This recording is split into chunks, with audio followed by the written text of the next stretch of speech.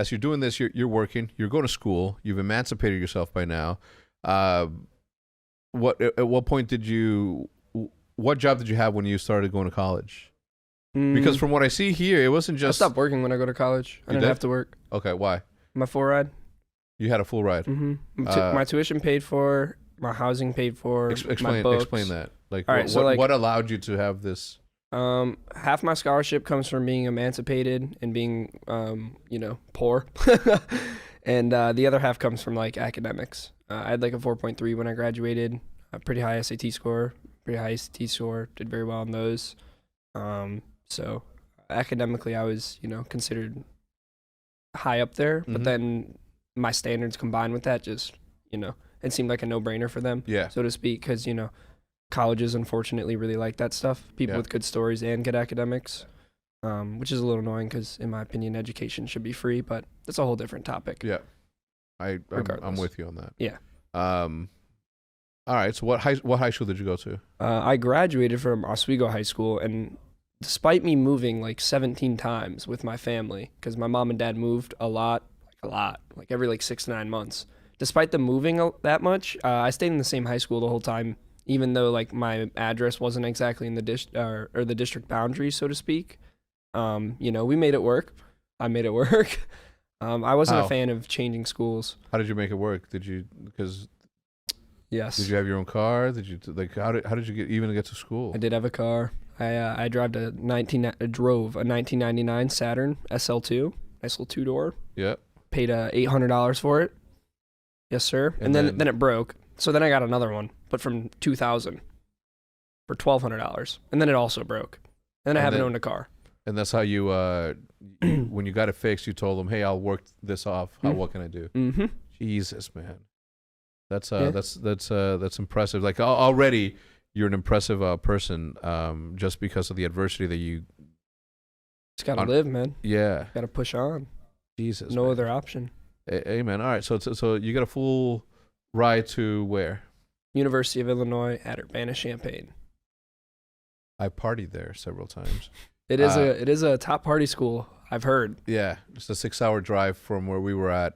All right, so north. Yeah. So tell me what was that like? Obviously, because as you walk onto these places, like you see the people who are very privileged, right? You see the people that are there with cars, different wardrobes, et cetera, people that are there to party, and here you are, having had a difficult upbringing and still made it there on your own fucking grit and brain. What was that like?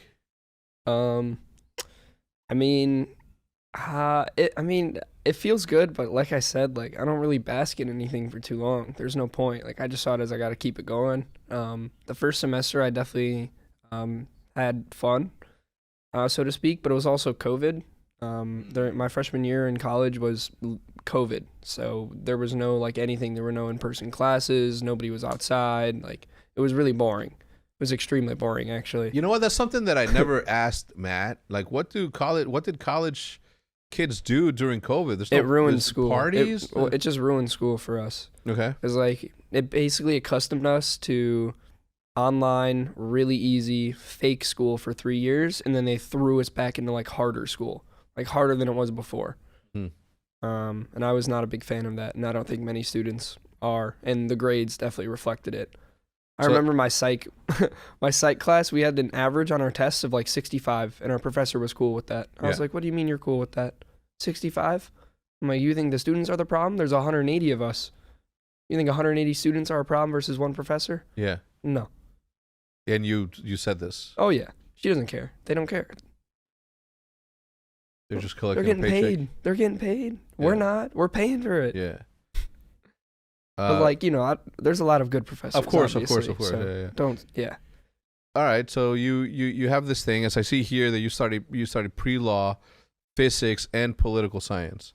Well, yeah, no, it was actually pre-law and physics, originally. So you're able to go into focuses at U of I. So I went into the pre-law focus, so to speak, or the law and power, I think is what it's actually called on paper. And I was a double major in physics. And then I realized that they wanted me to do calculus by hand. And I refused to do math by hand. I think it's the Waste of dumbest thing time. ever. Yeah, Yeah. well, we built calculators and reason. computers to do the math. So why would I do it by hand? Yeah. So I got rid of that. And then now, since I joined OpTic, I switched it from the pre-law focus basically just to like a general political science, at least for like this semester, so I can just make it easier on myself. And then So you're currently still yeah, like taking classes. Yeah. And then you have practice, you have content, and then you have practice, and then I stream and then you for stream. 6 hours. Yep. Impressive, man. Because a lot of people before you who have joined OpTic have seen OpTic as the end place for them, and some have seen it. They're no longer around, but some have seen it as like they're here. It's time to kick our feet up and enjoy the ride, and that's not what it is. It's like it's work harder than ever because it's a long I journey. see it a little more uniquely. Go on. OpTic is normally the pinnacle for people, right? But if I'm starting at the pinnacle at my beginning, that could be the craziest, highest floor of all time, right? But not the ceiling. Yeah.